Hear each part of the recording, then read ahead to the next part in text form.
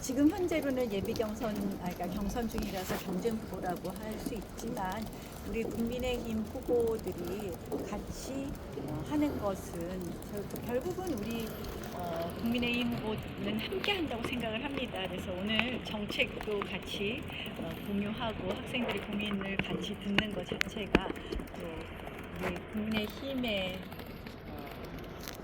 진정성, 청년들에 대한 진정성도 알려줄 수 있을 것 같아요. 그래서 그냥 같이 하자 그랬어요. 저는 뭐 어느 후보하고도 이런 행보를 같이 할 생각이 있습니다. 이게 아무래도 좀 당원과 지지층들의 관심을 끄는 게 이제 4명으로 압축이 되고 또 2명으로 압축이 될 텐데 이렇게 첫 행보를 김문수 후보하고 함께 하셨다는 게 좀 향후 압축되는 과정에서 좀 더 심도 있는 관계로 진전될 가능성이 있느냐 그것 때문일 텐데요.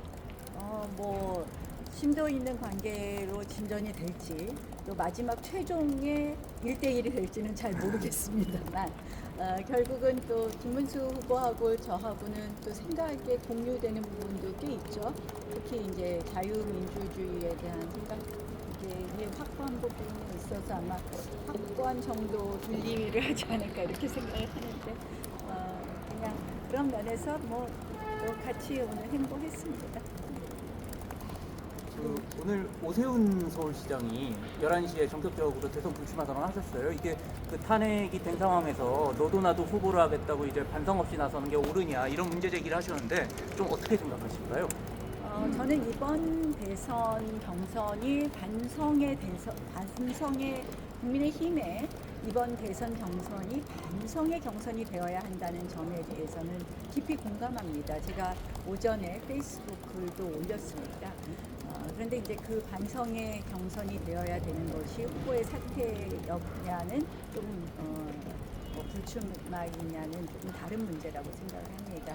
사실 이번 경선은 우리가 왜 지금 이렇게 국민들께서 걱정하는 모습이 되었느냐에 대한 반성이 되어야 된다고 생각을 합니다.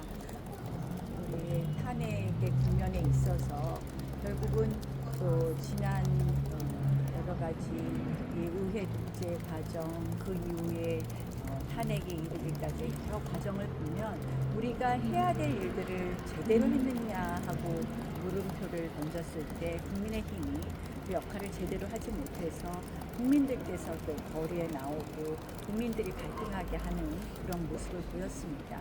그래서 저는 이번 경선을 통해서 국민들이 걱정하지 않는 정말 대한민국의 미래를 우리가 책임질 수 있는 그런 반성과 그리고 미래의 모습을 보이는 경선이 되어야 된다고 생각을 합니다. 그런 면에서 이번 우리 경선 이렇게 진행 과정을 보면 좀 아쉬운 점이 있어요. 이게 좀 더 치열한 토론 이런 모습을 통해서 국민들께 보이는 게 먼저 아닐까 재미보다는 그런 생각을 해봤습니다. 저희 다른 거를 좀 얻으세요. 다른 거를. 네, 그 집무실 관련 여쭤보는데요. 용산, 청와대, 세종 이렇게 의견 다양한데 의원님 생각은 어떠신지? 아직 그 부분은 생각 정리를 못했습니다. 결국은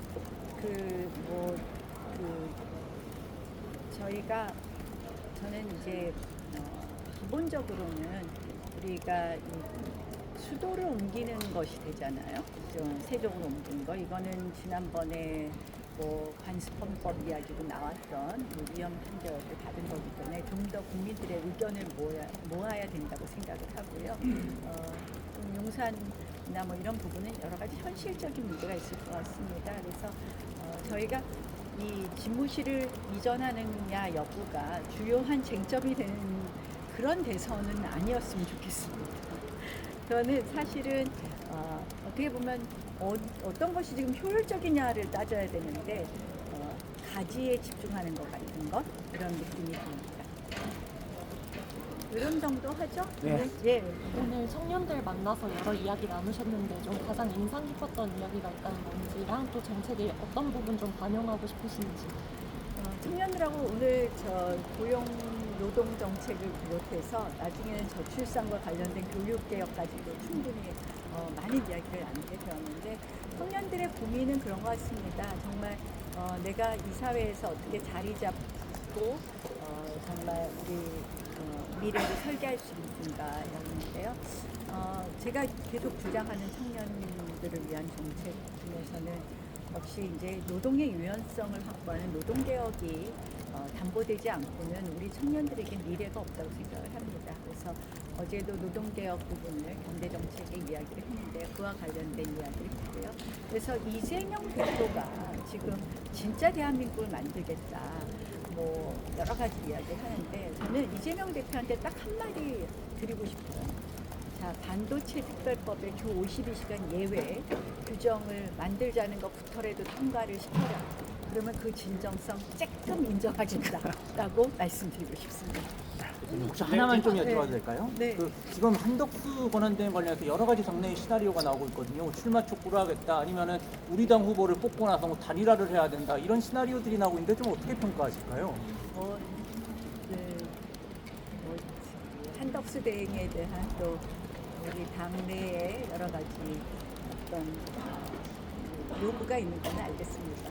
오죽 답답하면 그러겠습니까만 사실은 저희가 한덕수 대행 굉장히 경제 관료로서 또 외교 관료로서 아주 훌륭하신 분이죠. 저는 사실 근본적인 질문을 해야 된다고 생각합니다. 왜 지금 대한민국 정치가 이런 조기 대선이 되풀이되는 정치가 되었느냐. 그거는 바로 여의도 정치와 늘 용산이나 청와대로 가면 멀어지는 정치가 되면서 이런 일이 발생했다고 생각을 합니다. 우리가 집권을 하더라도 역시 거대 야당을 상대해야 됩니다.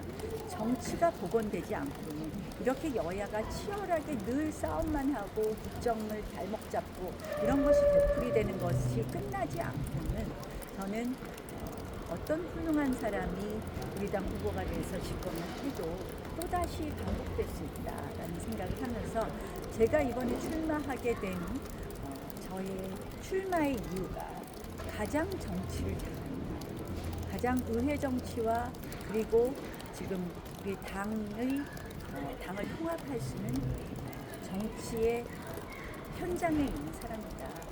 그런 면에서 제가 출마를 했고 그래서 저는 그래요. 유능한 관료를 잘 쓸 수 있는 안목이 있으면 이 지금의 우리 대한민국의 통상 외교 안보 위기를 극복할 수 있다.